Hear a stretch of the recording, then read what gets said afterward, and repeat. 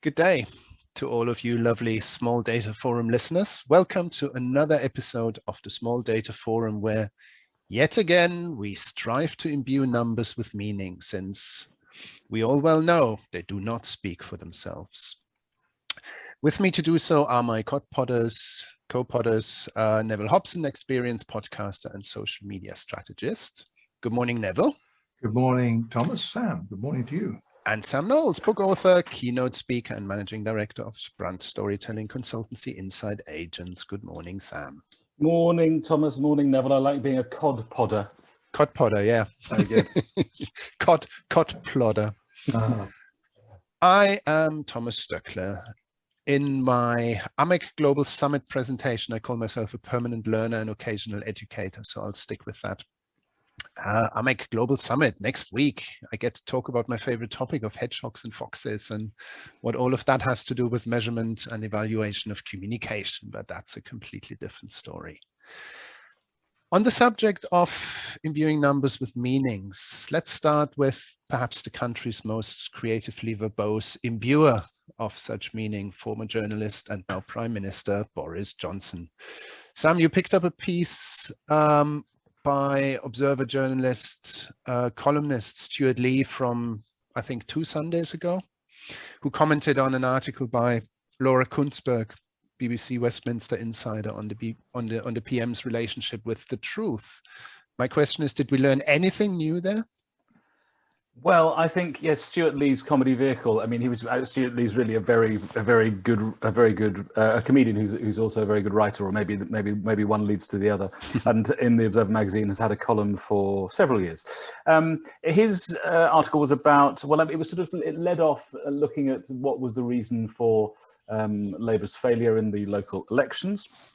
And it really quite quickly got into the mendacity, the pants on fire nature of the current incumbent of number 10, or maybe he lives in number 11, but Johnson, the Prime Minister. And you know, there's some lovely writing in there, and then there's actually some quite alarming indications of one, Johnson's relationship with the truth, and actually quite how Trump-like he is. But then also how that is mediated, particularly through the BBC's political correspondent Laura Kunzberg, as you say. So I'll just give you a few choice quotes. You know, he talked about Johnson showering our body-strewn streets with costly vaccines, like a negligent drunken father suddenly treating his starving children to a spaff-up Saturday dinner at McDonald's, rather like that. He was saying that it was a shame that in a civilized society that such a shameless pariah as Johnson should thrive. That shouldn't be the case. But the thing that actually we've talked about this before. The thing I don't do a lot of, and have done much less of, or much more selectively and targetedly since the beginning of the pandemic, is to consume news. You know, moderating the intake, taking it when I want it, rather than taking. You know, I used to have BBC alerts this time last year to be told that another 1,000 people had died. No more. But I don't watch destination news, and haven't for many years. But Kunzberg, BBC's political correspondent, clearly Cummings' apologist in chief, you know, Cummings' direct line, a spokesman, someone close to. I think it's fairly well established that Cummings was feeding much throughout Brexit, and then throughout the time before Cummings resigned in a fit, or was sacked, whatever happened to him, in November last year. But Lee talks about using one of Johnson's favourite words, spaffed. He talks about Kunzberg spaffing 2,000 words up the wall of publicly funded journalism toilet in the BBC, and avoiding calling the Prime Minister categorically dishonest. And then he talks about what she, in this 2,000-word article, which we will link to in the show notes. I know, Thomas, you said in our chat before that you were sort of slightly irritated or annoyed that my linking to Stuart Lee's article had led you to have to read this awful article by Kunzberg. But she calls him a fibster, a pseudophile, a verb fluffer, a truth felcher. The white thighs of Johnson's desires are too slippery to grasp the dance pole of truth. the wallpaper paste of Johnson's lie spaff rarely splotches on the decorator's radio of fact. I think it's a wonderful piece of writing. But the thing that I think is concerning, or the thing that concerned me about it, and I regularly read his column, but this one made me more concerned than amused, and admiring of his language, although it did both of those things too, was that it appears that the most senior political journalist in the publicly funded broadcaster is an apologist for the mendacious Prime Minister. As I say, she was under the spell of Cummings, now under the spell of Johnson. And what does that mean for the BBC? Well, I mean, I think the BBC is in a bit of a hole. And I wonder, is there any reason why she's being quite so nice to him when, well, we've just heard that Martin Bashir lied to get the Diana interview, and the next king but one was on all across the media the day before we recorded this podcast, saying how awful the BBC had behaved. It appears that Paul Dacre, the former editor of the Daily Mail, may well become the head of Ofcom. I think that's not a fiction. It's not a private eye joke. Paul Dacre may become the head of Ofcom. If he becomes the head of Ofcom, I don't think, and we know that the Johnson government and the Tory party loathe the BBC and have for years and think it's left biased. I do fear for the future of the BBC, and I wonder whether Kuenssberg's being Johnson's apologist is rather a shamefaced way of trying to shore up the BBC's status. That's my view. Neville. Well, I haven't read the Observer piece, but I did read Laura Kuenssberg's piece just once, and I don't have your kind of keen political drill to hand, Sam, to kind of look behind or look under the floorboards wherever to get to the truth, as it were. But reading Kuenssberg, one thing I would agree, this was a nice puff piece, it seemed to me, that kind of flattened criticisms. But to me, does anyone really care about all of this stuff, is what I ask myself. In that local elections, the Tories did exceptionally well. Labour did dismally, by any argument in England, certainly. They were pretty good in Wales. No appearance of any note in Scotland, but in England they were wiped out to a large extent with the losses of council seats and councillors. So people are voting for Boris Johnson in a sense. So I've seen all the projections, if there had been a general election, etc., whatever. But the reality is that this guy, I would agree, based on what I've read in the media of one type or another, not necessarily Kuenssberg's piece, but it contributed to the overall thinking, that he is a liar. I've seen, again, I have to temper my comments by saying don't believe anything you read in the media these days, but it seems to be everywhere you look, there's people saying the guy's a liar. There's also then the defenses. Kuenssberg does this, which I find destroys the whole credibility. These anonymous sources saying this and that. So, she's got one here from, so it's apparently a former minister. We don't know who it is, unless you might have some insight. The PM treats facts like he treats all his relationships, utterly disposes of what's inconvenient. So what does that mean? Is he a liar or what? So this is very soft. So I've kind of not really paid any further attention to any of this at all, because it's the nature of it that, to me, makes politics a pretty disgusting field to play in, if this is what everyone is doing. And everyone does this. That's my belief. So Johnson happens to be the guy running the country, and that's the alarm. So is the Tory party, and so we could have this discussion till Christmas probably, and come up with all sorts of ideas here. But for journalism, this is dishonest, this kind of article. The opinion piece in the Observer I find equally not really credible, because it's all opinion. What I'm after is, where are the facts of this, and what do we do about it, if that's even worth spending any time on? So that's my semi-informed opinion. Well, the facts, where the facts don't speak for themselves, we imbue them with meaning, right? There you go. I mean, there's a thread that runs through that goes back, way back when. Sonia Purnell, who used to be a colleague of Boris Johnson's, published a book in 2010, 2011, Just Boris. You read that book, it's all there, leopards and spots. It's there's consistency in his behavior. So all of that, all of the moral imperfections and whatever, 12 children, I don't really care. All of that is out there. What I'm really fascinated by is how some journalists and some observers portray this as on the one hand, on the other hand, and that's really fascinating. And it's not just Laura Kunsberg. Yes, okay, so she's a mouthpiece for the government. Blah blah blah. Peter Auburn is a really interesting case for me. So he used to work for The Spectator, Daily Mail, Telegraph, I think. So colleague of Johnson's, boss of Johnson's at some point, I believe. Or maybe it was the other way around. No, I think he was. So Peter Auburn published a book very recently, The Assault on Truth, Boris Johnson, Donald J. Trump, and the Emergence of a New Moral Barbarism. Lovely title. And it's a great book. It's an angry book. It's written by an old school, sort of honest journalist. But in that book, I'll give you two quotes, and then you think about them together. So the first one: by some margin, the most brilliant journalist of his generation, with a talent that at times crossed over the line to genius. So this is that about Johnson? This is Auburn about Johnson. Oh boy, okay. And then at the same time, Auburn says, I've been a political reporter for almost 3 decades. I have never encountered a senior British politician who lies and fabricates so regularly, so shamelessly, and so systematically as Boris Johnson. I'm sorry, I'm a bit lost. I don't know what to make of these two positions. I can't reconcile them. I don't think they need to be reconciled. One is his career as a journalist, and one is his career as a politician. I want to pick up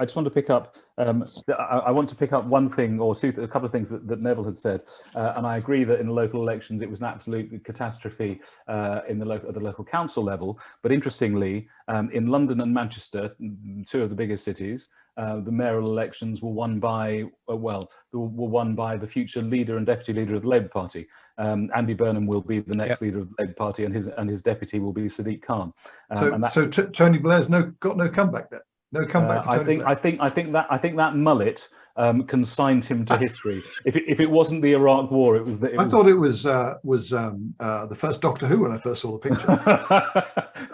William Hartnell? Yes, William Hartnell, exactly. Who looks exactly like him. Yeah. But no, but the reason I wanted to pick that up, but also to say, I think that Keir Starmer. One of the reasons that Keir Starmer is going to fail as a political leader in this era is because he is honest, factual, imbues the facts with meaning. I'm not saying he's always right.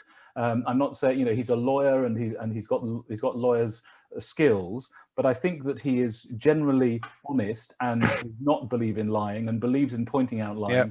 At a time when clearly, the publicly funded organ of news, which is supposed to nation to speak truth unto nation, is supposed to be truthful and impartial. Its leading political commentator sits under the spell and writes ridiculous 2,000-word puff pieces about liars.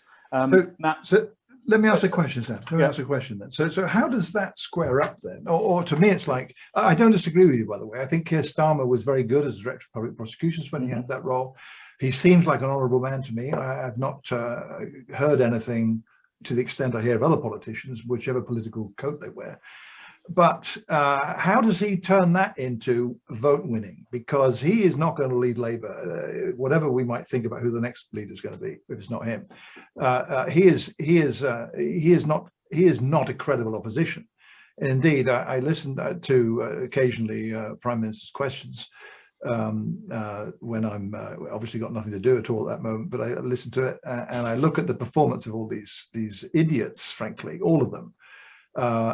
Johnson, it must be, goes off stage and actually roars with laughter at what goes on in PMQs. Yeah, because it's a comedy show, and I think it's a huge embarrassment to the country that this is shown globally on TV. So why can't Labour?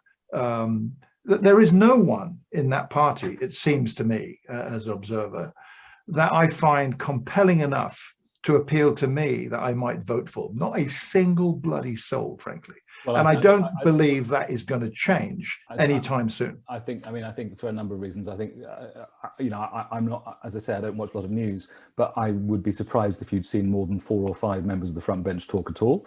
Right. And two, how is it you remember what Andy Burnham did when Manchester was under kind of special measures? You remember the public fight that he picked. Well, that public fight that he picked and standing up for his city has seen him swept back into power as mayor of Manchester. Yep. Sadiq Khan was under global attack from Trump as well as from Johnson. Yeah. And although his majority was reduced, he won convincingly. London is a Labour city. Johnson winning Johnson winning was a complete aberration. I don't think there'll be another Tory mayor for many, many, many years. He's the only Tory mayor that there's been. Complete aberration. But clearly there is something to the British psyche that this. By the way, if I was Johnson's personal trainer, and Johnson said after his brush with death last April that the country needed to get fit. By the way, I'd be worried for my job looking at the state of the Prime Minister, the physical state of the Prime Minister. Yeah. That's another issue. But I mean, clearly this mendacious person, he's not economical with the verite. He's completely disconnected from the verite. As Koonsberg said, there's a line in Koonsberg's article where she says that. Basically that Johnson orders the truth to suit his ambitions. Well, I mean, that clearly is playing out well with are they stupid? Are they gullible? Are they right to like a liar? I think if but it's not. Thomas, you said that you were experiencing cognitive dissonance over Peter Oborne's 2 statements. Yeah. I would have thought that if I was a member of the British public who had voted for Johnson, and I stopped and thought about the way that he says one thing and then the complete opposite, in exactly the way that we laughed at Trump doing, Johnson does that every single day. If I was a member of the British public who voted for Johnson, I'd be in the worst state of cognitive dissonance I could imagine. It's. The reason why I positioned the Oborne piece was more for discussion, not that I couldn't actually reconcile them, because of course it makes sense. Now there's a really dark side to all of this, and there are parts of the Labour Party that I am very fond of. Burnham and Khan are clearly part of that. Women like Stella Creasy and Jess Phillips, Angela Rayner. I'd love to see them succeed, and maybe they will. We'll see. But the dark side to all of this, in Laura Koonsberg's piece, again, I think she quotes saying that Johnson has what pollsters call authenticity. What you see is what you get. Now, that's not what Boris Johnson has. He has what he has is authenticism, and authenticism and authenticity are not the same thing, because authenticism is the performance on stage of looking authentic. Very good. There's Mark Thompson, ex-BBC guy, and then head of the New York Times, wrote this book in 2016, Enough Said, What's Going On with the Language of Politics, where he introduces this whole concept of the authenticist, and it links to Harry Frankfurt, the whole bullshit, on bullshit piece. I've learned a new expression this morning and on a podcast, and I wonder what you guys make of that. And it was about talking about the same topic. There is this philosophy professor at Warwick University called Qasim Qassam, and he was talking about the concept of epistemic insouciance. And I love that. So epistemic insouciance is you basically don't give a toss about whether things are right or wrong. You just apply them because they suit you. So there's a really deep-seated cynicism in that, where you just, whatever the wind blows, you just bend to that, and you just go along. But Johnson had written the 2 speeches about Britain exactly going in and out of Europe. He doesn't believe in Brexit for a single moment. He believed in Brexit because it enabled him to ultimately become Prime Minister. Epistemic insouciance, brilliant. So one paragraph in Laura Koonsberg's piece I liked a lot, where he talks about the reality distortion fields, where she likens him to Steve Jobs in this context. You don't liken him to Steve Jobs in any other, because he's nothing like Steve Jobs in that regard. But it says Jobs was said to have a reality distortion field described by his biographer as a confounding melange of a charismatic rhetorical style, indomitable will, and eagerness to bend any fact to fit the purpose at hand. That exactly is Johnson. You could say, and a willful liar. Well, that was Jobs too, right? So the reality distortion field is definitely in Westminster. But isn't Sam? You're the expert on this stuff. 2,500 years ago, nothing's changed. Isn't that exactly what the sophists invented? Yeah, well, I mean, invented. I mean, it's what they peddled. It's what the sophists, and it's also what the demagogues. It's what the demagogues did. And there's this great. God, Johnson's the reputation of classics. Thank heavens there are people like Mary Beard. Footnote: Mary Beard. Did you see what she did between our podcasts? She being the first person from her family to go to university, she has given 2 scholarships. Yes, I saw that. Cambridge. Good for you, Mary. Well done. From disadvantaged backgrounds. Anyway, but no, I mean the demagogues, the rabble rousers. There was one in particular during the sorry for this classical bit. During the Peloponnesian War, written in 8 books by a Peter Oborne-like journalist called Thucydides, the second ever historian in the Peloponnesian War. The demagogue Cleon could not be more like Trump or Johnson. He's shown to be shouting and lying and changing his mind. He's lampooned in comedy. Aristophanes, the great 5th century comedian, lampoons this political figure, and yet he wins election as much as you're allowed to win. He wins elections, and the people follow him. So no, twas ever thus. Twas ever thus. Okay, there we are. So, yeah. But on the note of straight talking, authentic, hopefully politicians. Shall we talk a little bit about Barack Obama? There's some interesting stuff that's come out about the good gentleman. Some extracts from a new tell-all book about Washington White House behind the scenes making the rounds. Neville, you mentioned that the other day. Tell us a bit more. Yeah, well, let's just give a alert to our listeners. If you're listening to this in the office, on the office loudspeakers on your laptop or your desktop, I suggest you plug in your headphones now, because this is a bit not safe for work in this family-friendly podcast. This concerns something that yesterday I saw this in my news feed of the mainstream media, because I actually do follow this, not every single day. But yesterday morning, I spluttered into my breakfast tea because the word fuck was mentioned all over the place in the media. And so I looked and discovered what it is. It's to do with a book that talks about, amongst other topics, Barack Obama's opinions, his real opinions of what he thinks about Donald Trump. So I saw it first in the Daily Mail. This is the only time it'll ever get mentioned. This is probably the first time we've mentioned that all year, I would say, but I saw it first there. And then I've seen it across other media. And in fact, if you look at the listing of media that's reporting on this, it's across the whole board, not just in America, but here, across continental Europe, everywhere. The F word is mentioned there. So the Guardian piece was quite good because they said they got a copy of the book. And that's the only paper I read saying that they got a copy of the book. So it starts off by talking about how Barack Obama abided by the convention, the accepted wisdom that former presidents do not publicly criticize or attack their successors.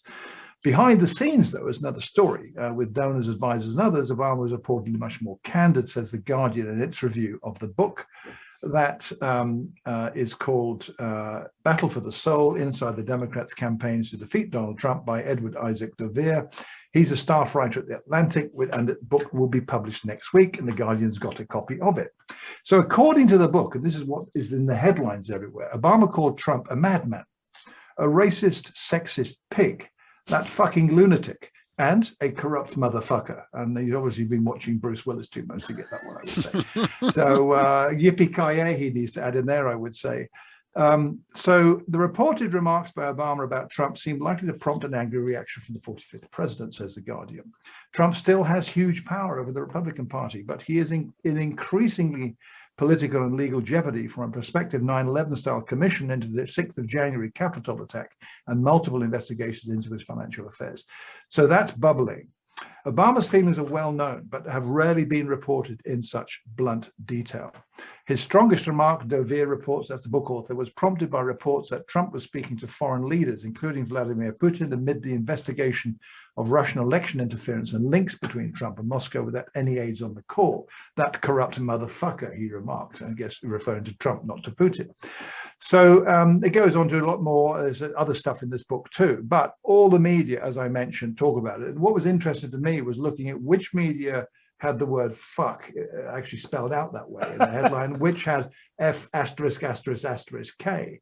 So we had the Independent not mentioning anything about the F words. The surprise to me was Vanity Fair, for God's sake.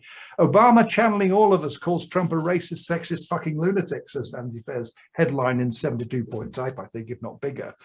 The F asterisk asterisk asterisk in lunatic. Racist, sexist pig, that was in the Irish Times.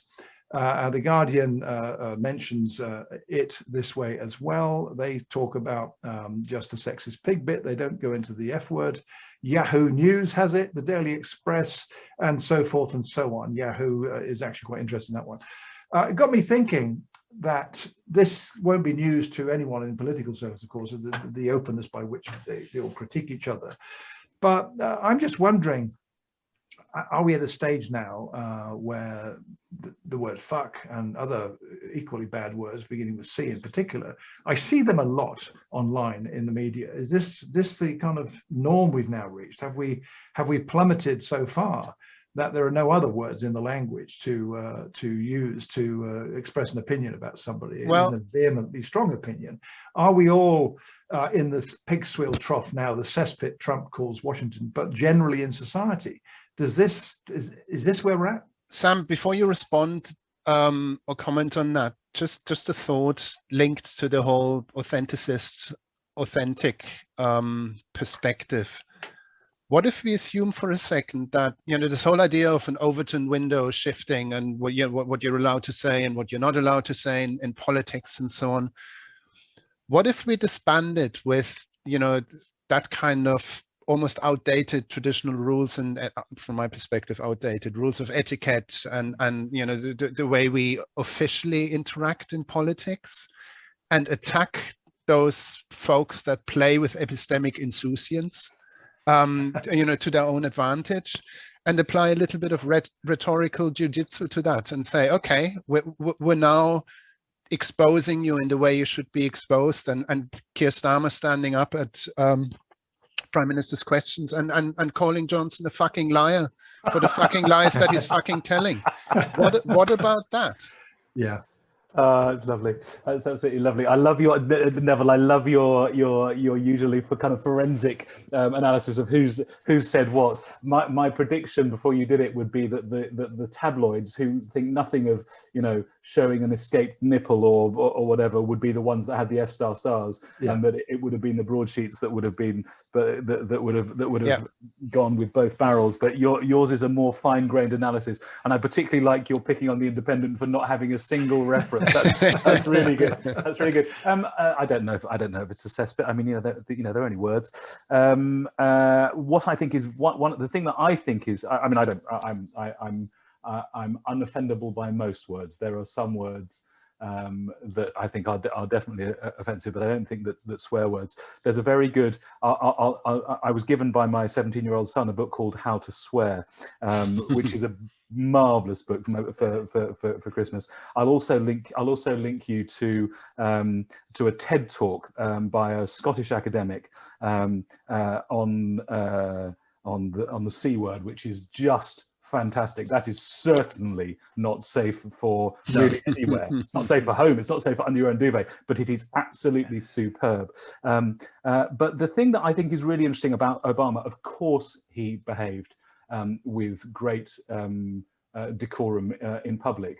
I like him even more than I did before. But there's a really good, and one more link for on Netflix. I don't know if any of you have seen the series of really, really interesting interviews that David Letterman has done. A couple of them. I saw the one with Obama. which I think is I mean, but you know, Trump is president by the time that's recorded, right? Yeah. There's a really interesting one with Kanye West. There's a slightly less interesting one with Kim Kardashian, but still actually quite revealing. But there's a George Clooney one. One of the things I love about the whole series of them is that the audience knows that it's Letterman, it's going to be somebody big. They have no idea who the person is until they walk out on stage, and it's sort of electric. It's like, you know, your favorite. I remember. Sorry. This is a rock dinosaur moment here. My memory of this is I was at the O2 Arena in the mid-2010s to see Roger Waters performing The Wall by himself with his band, and during Comfortably Numb, sorry, rock dinosaur non-fans, Dave Gilmour, who hadn't been on stage with Waters since 1982, a brick fell out of the wall, the spotlight went, and at the beginning of Company Lump, Gilmour was there playing. So it's kind of that type of, for me, rock dinosaur, it's that type of moment. So he walks out. But during that interview with Letterman, he's just the most gentlemanly. And well, you know, I don't necessarily agree with his policies. You know, history will judge. I like him even more with donors effing and blinding and racist, sexist, pig, sex motherfucker. Good old Barack is my response to that. Yeah, I think this is. I answer my own question. The kind of national or international dialogue on television, in print, in drama.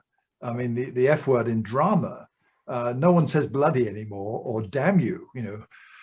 It's fuck this and fuck you all the time. And that's all the actors utter in the scripts on just about any drama program you could imagine, because, well, I don't know about because, but does that reflect then what the scriptwriters think is contemporary society? Maybe it is. I mean, walking about and about, you hear people using that word quite a lot. So maybe that is the nature of it. You mentioned something earlier, Sam, I think is a good one to mention about what is offensive these days. So yeah, I'm conscious, I'm aware of it. I use the word myself. It's almost like it's a normal kind of word these days. But tastes change, behaviors change, habits change generations. So, you know, it must have been not long ago, maybe in the mid 20th century, where even the words bloody and damn were bad words. You don't say those in public. Yeah. Boy, have we come a long way, huh? Well, I mean, I don't know. You know, look at Chaucerian times, look at Shakespearean times. Right. Things evolve. Things evolve, and they're repressed by Victoria. You know, you weren't allowed to show table legs. I think the fact we can show table legs is probably all right. We don't have to have little skirts on table legs. No, well, it's a global thing. So I think the thing. This whole phenomenon of change, cultural rules and standards, values, and so on. You know, how the role that plays, I think needs to be reflected more on in a sense. You look at us. I mean, you know, having grown up in the, you know, variably in the 1960s, 70s, and so on. And, you know, evolving with the times. I mean, there are, you know, we're old enough now to, you know, each of us to look back on 40, 50 years of how the world has evolved, and it's fascinating. So you wonder why would an institution like the BBC, for example, insist on there not being any change, for example, in the way that things can be expressed and can't be expressed? It's just silly. Yeah. To move on to a related but slightly different topic, I've mentioned in the past this phenomenon of social acceleration, the sense that everything around us is speeding up and technology is speeding up, pace of life is speeding up, and there's a change and decay of certain social certainties, how things were, how things are, how they should be, and so on. Now, it does make me wonder, and I want to come back to something, Neville, that you picked up on. A piece in the conversation about polling errors in the US presidential elections and so on. What I've been wondering about for a while now is the world actually changing so fast that experts and models just can't keep up, and we're not finding the right answers anymore? Because that conversation piece is interesting, and it's not new in the sense that the polling predictions are just don't seem to be working anymore for US elections. We actually talked about this, if you remember, after the Jan 6th Capitol riots. thereabouts, about the polling results of the presidential election.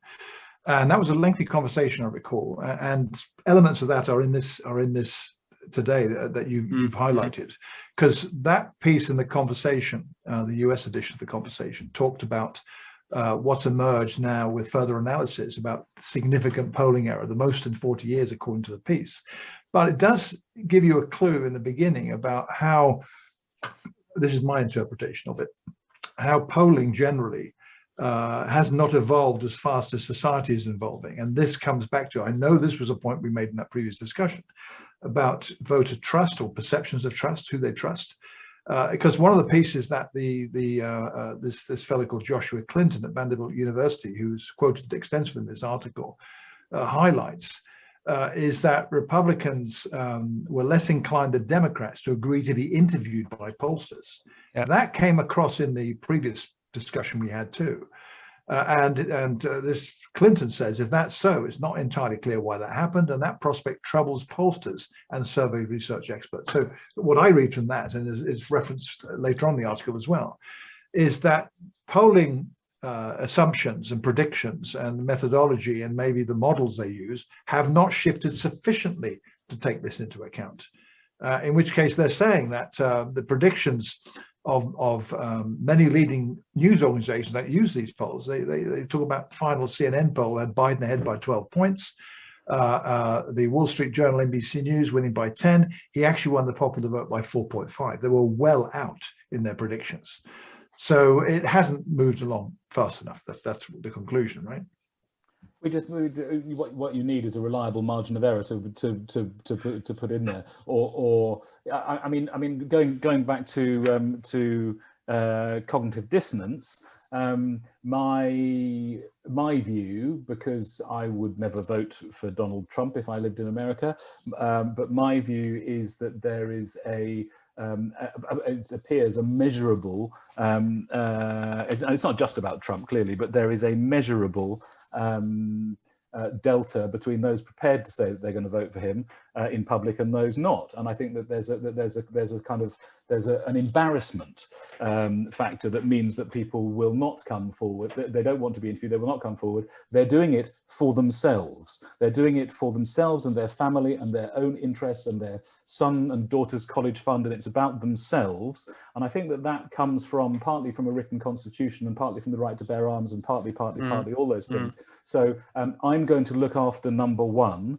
And I'm damned if I'm going to tell, I've been told that the media and the polling organizations, they're all corrupt and they're all liars. And so I'm not going to talk to them. But I'm also personally embarrassed to hold this view, because I think I probably ought to vote so that I could allow a few people on the breadline to have a bit more money. But I'm not going to do that. I'm not going to tell anybody about that. What matters from Ipsos and GFK and all of the polling companies, I'm just not picking on anyone, there's all of these different polling companies.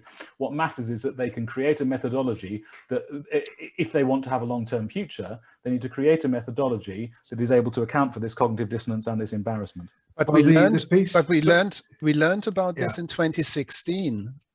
So why 4 years passed and the same thing happens again in 2020? They haven't evolved enough. I mean, the conversation piece includes a quote from Daniel Merkel, who's the president of the American Association of Public Opinion Research, which I thought was quite telling. It could be a broader issue of conservatives becoming less likely to respond to polls in general because of a decline in social trust, or for some other reasons. It will take further evaluation to understand this non-response issue and to adjust for it. This may not be an easy task. People saying that 2016. I remember, generally speaking, this kind of conversation happening after the 2016 election in America. It's happening now, 2020. So things haven't changed. This is a big task, it seems. Well, we're not going to have enough time on this podcast, so therefore we'll come back to it next one, which is this new book that Kahneman has out, Daniel Kahneman has out together with Cass Sunstein and a third collaborator, Sibony, I think his name is, a book called Noise, which is really fascinating, which they're going into the difference between bias and noise, and noise being a variability in data and findings and the basis for decision making. That's to this point seems to be difficult to systematically understand. Now I'm seeing this in the context of course we all love our prediction stuff and Philip Tetlock, super forecasting, and Nate Silver. So Tetlock found this in the early 2000s when he wrote this first book about why foxes are better at predicting than hedgehogs, and open-mindedness and closed-mindedness and all of that. Nate Silver picks up on it in The Signal and the Noise, and then David Spiegelhalter and Tim Harford talk about it a lot, and now we have it in the COVID context. And it's all about this Bayesian mindset of adjusting your position and learning and so on. But there seems to be something happening below the surface that these models, and we can talk about cognitive dissonance, we can talk about all these different phenomena, experience over decades, and how we understand politics and all of that. There are shifts happening that we don't seem to be fully equipped to understand. And the seismic shifts in politics in the US and seismic shifts in politics in the UK. So the latest elections in the UK are now, there's an indication that the prosperous South is turning completely woke liberal. Whether that's Labour or something else, I don't know. And some of the big cities, but the rest of the country is all turning either old school conservative or disgruntled what used to be old Labour. I don't fully understand all of that stuff. So that's happening in the UK. And then you look at Germany, which is really, really fascinating. So there's a general election coming in Germany. Pollsters are doing what's called the Sunday question, die Sonntagsfrage, in Germany in the run-up to election. So you get all the different polling institutions are asking, if there was a general election next Sunday, who would you vote for? So it gives you those big picture answers. The latest polling average from last Sunday is Green Party 25%, CDU, which is Conservatives, 25%, SPD, which is Labour, 15%. Liberals 11, hard left Linke 7, AfD hard right 11. So it's basically the Green Party has taken over the mantle of Labour. Now, that is not something that you could have foreseen 4 years ago. The Greens have been big in Germany for a long, long time, like 30 years or so, but big meant 5 to 10%. At the last general elections 4 years ago, they got 9%. Now they're at 25%. Political theory cannot explain this stuff. It's, we look at this and we're a little bit at a loss. And I wonder whether at some point this is going to come to the UK as well. You did see some progress from the Greens in the local elections in some parts of the country, from memory, northeast of England, or maybe I'm wrong. Scotland. I mean, really small, but increases nevertheless. Yeah. But I mean, they're certainly not to historic levels. No. Thomas, you beat me to mention in the good Lord Spiegelhalter, of course, what his Winton Centre for Communicating Risk does. I mean, so there's him as he's the head and the professor, but it's populated by experimental psychologists, and what they're interested in at the Winton Centre is understanding how you communicate risk under uncertainty. So when you've got that degree of uncertainty, so COVID, for example, public health advice, opinions on migration, all of those things. So yeah, I'm glad you got to mention him. But one of his, I think it's not just him, but one of his and Harford's and many others' favorite quotes is that Bange's one, but that all models are wrong. It's just some are useful.